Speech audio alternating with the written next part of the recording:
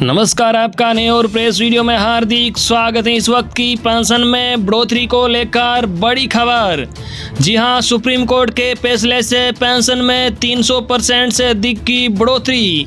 तो बने रहा आप इस वीडियो में और जानिए इस बड़ी खबर को सबसे पहले। इससे पहले अगर आपने अभी तक भी इस वीडियो पर एक लाइक नहीं किया हो तो एक लाइक कर दीजिए, क्योंकि आपका एक लाइक ही हमारी मेहनत का फल होता है। वही चैनल को भी फ्री में सब्सक्राइब नहीं किया हो, सब्सक्राइब कर लीजिए, ताकि आगे भी आपको कर्मचारी व पेंशनर्स जुड़ी लेटेस्ट से लेटेस्ट बड़ी अपडेट सबसे पहले देखने को मिलती रहे। तो चलिए बढ़ते हैं इस बड़ी अपडेट में। आगे आपको बता दें कि कर्मचारियों को सुप्रीम कोर्ट में जल्द राहत मिल सकती है। दरअसल सुप्रीम कोर्ट के फैसले से ईपीएफ में योगदान करने वाले लाखों कर्मचारियों की पेंशन एक झटके में 300% तक बढ़ सकती है। कर्मचारी भविष्य निधि संगठन ईपीएफओ ने कर्मचारियों की पेंशन के लिए अधिकतम वेतन 15,000 रुपये तय किया है। मतलब आपकी सैलरी भले ही 15,000 रुपये महीने से ज़्यादा हो, लेकिन आपकी पेंशन की गणना अधिकतम 15,000 रुपये सैलरी पर ही की जाएगी। अब सुप्रीम कोर्ट ईपीएफओ की इस सैलरी लिमिट को ख़त्म कर सकता है। ये मामला विचाराधीन है, इस पर लगातार सुनवाई चल रही है। कर्मचारियों की पेंशन की गणना और अंतिम वेतन यानी उच्च वेतन ब्रैकेट पर भी की जा सकती है। इस फैसले से कर्मचारियों को कई गुना ज़्यादा पेंशन मिलेगी। बता दें, पेंशन पाने के लिए कर्मचारी भविष्य निधि में 10 साल तक योगदान जरूरी है। वही 20 साल की सेवा पूरी करने पर 2 साल का वेटेज मिलता है। अगर सुप्रीम कोर्ट लिमिट हटाने का फैसला करता है तो कितना फर्क पड़ेगा, ये इसको भी समझते हैं। कैसे बढ़ेगी आपकी पेंशन, जानिए आप भी। मौजूदा व्यवस्था के मुताबिक अगर कोई कर्मचारी 1 जून 2015 से नौकरी कर रहा है और 14 साल की सेवा पूरी करने के बाद पेंशन लेना चाहता है तो उसकी पेंशन की गणना 15,000 रुपये पर ही की जाएगी। भले ही वह कितने साल के लिए काम कर रहा हो, 20,000 रुपये बेसिक सैलरी ब्रैकेट में हो या 30,000 रुपये। पुराने फॉर्मूले के मुताबिक कर्मचारी को 14 साल पूरे होने पर 2 जून 2030 से करीब 3,000 रुपये पेंशन मिलेगी। अगर सुप्रीम कोर्ट कर्मचारी के पक्ष में फैसला करता है तो उससे कर्मचारी की पेंशन बढ़ जाएगी। उदाहरण से समझ लीजिए, मान लीजिए किसी कर्मचारी की बेसिक सैलरी प्लस डीए 20,000 रुपये है।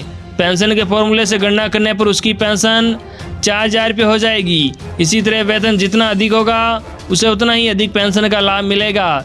ऐसे लोगों की पेंशन में 300% का उछाल आ सकता है। इसे आप एक दूसरे उदाहरण से भी समझ लीजिए। मान लीजिए एक कर्मचारी की नौकरी 33 साल है, उसकी आखिरी बेसिक सैलरी 50,000 रुपये है। मौजूदा व्यवस्था के तहत पेंशन की गणना अधिकतम 15,000 रुपये वेतन पर ही की जाती थी। इस तरह पेंशन सिर्फ 7,500 रुपये होती थी। मौजूदा व्यवस्था में अधिकतम पेंशन है, लेकिन पेंशन की सीमा हटाने के बाद पेंशन को अंतिम वेतन के हिसाब से जोड़ने पर उन्हें 25,000 रुपये पेंशन मिलेगी। बता दें, ईपीएफओ के नियमों के मुताबिक अगर कोई कर्मचारी लगातार 20 साल या उससे ज़्यादा समय तक ईपीएफ में योगदान देता है तो उसकी सेवा में 2 साल और जुड़ जाते हैं। इस तरह 33 साल की सेवा पूरी हुई, लेकिन 35 साल के लिए पेंशन की गणना की गई। ऐसे में उस कर्मचारी की सैलरी में 333% का इजाफा हो सकता है। क्या है पूरा मामला, जी आपको बता दें, कर्मचारी पेंशन संशोधन योजना 2014 को केंद्र सरकार द्वारा 1 सितंबर 2014 से एक अधिसूचना जारी कर लागू किया गया था। इसका निजी क्षेत्र के कर्मचारियों ने विरोध किया था और वर्ष 2018 में केरल उच्च न्यायालय में इस पर सुनवाई हुई थी। ये सभी कर्मचारी ईपीएफ और विविध प्रावधान अधिनियम 1952 की सुविधाओं से आच्छादित हैं। कर्मचारियों ने ईपीएफओ के नियमों का विरोध करते हुए कहा कि यह उन्हें कम पेंशन सुनिश्चित करता है, क्योंकि वेतन भले ही 15,000 से ज़्यादा हो, लेकिन पेंशन की गणना अधिकतम वेतन 15,000 रुपये पर ही तय की गई है। हालांकि केंद्र सरकार द्वारा 1 सितंबर 2014 को किए गए संशोधन से पहले यह राशि 6,500 रुपये थी। ईपीएफओ के नियमों को अनुचित मानते हुए केरल उच्च न्यायालय ने कर्मचारियों की रीट स्वीकार करते हुए फैसला दिया था। इस पर ईपीएफओ ने सुप्रीम कोर्ट में एक एसएलपी दाखिल की, जिसे सुप्रीम कोर्ट ने खारिज कर दिया था। 2019 में आया था फैसला। जी आपको बता दें, सुप्रीम कोर्ट ने अपने फैसले पर फिर से सुनवाई करने का फैसला किया। न्यायमूर्ति सुरेंद्र मोहन और न्यायमूर्ति एम बाबू की खंडपीठ ने 1 अप्रैल 2019 को ईपीएफओ की एसएलपी पर सुनवाई करते हुए कहा कि जो कर्मचारी अपने वास्तविक वेतन के आधार पर योगदान दे रहे हैं वह अपने नियोक्ताओं के साथ एक संयुक्त विकल्प के रूप में जमा कर रहे हैं। आवश्यक समझे जाने पर वह बिना औचित्य के पेंशन योजना के लाभों से वंचित रह जाते हैं। पेंशन का वेतन 15,000 रुपये तय करने पर कोई औचित्य नहीं है।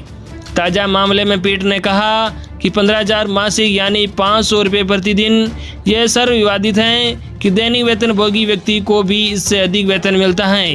इसलिए पेंशन के अधिकतम वेतन को सीमित करना 15,000 रुपये अधिकांश कर्मचारी को बुढ़ापे में एक अच्छी पेंशन से वंचित कर देता है।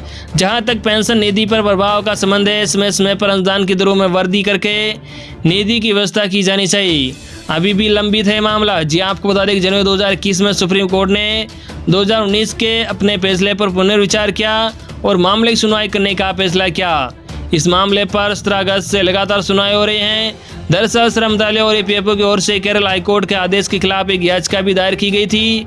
ईपीएफओ का मानना है कि इस आदेश में पेंशन 50 गुना तक बढ़ सकती है। 25 अगस्त को न्यायमूर्ति यूयू ललित और न्यायमूर्ति अजय रस्तोगी की पीठ ने मामले की सुनवाई करते हुए मामले को 3 सदस्यीय बड़ी पीठ के पास भेजने का फैसला किया। मामला अभी लंबित है। तो ये थी आज की लेटेस्ट और बड़ी खबर जो हमने आप तक पहुंचाई है। आई होप कि आपको आज की लेटेस्ट और बड़ी खबर पसंद आएगी। इस वीडियो पर ज़्यादा से ज़्यादा लाइक और इस वीडियो को ज़्यादा से ज़्यादा आपके मिलने वाले साथियों तक जरूर शेयर करना।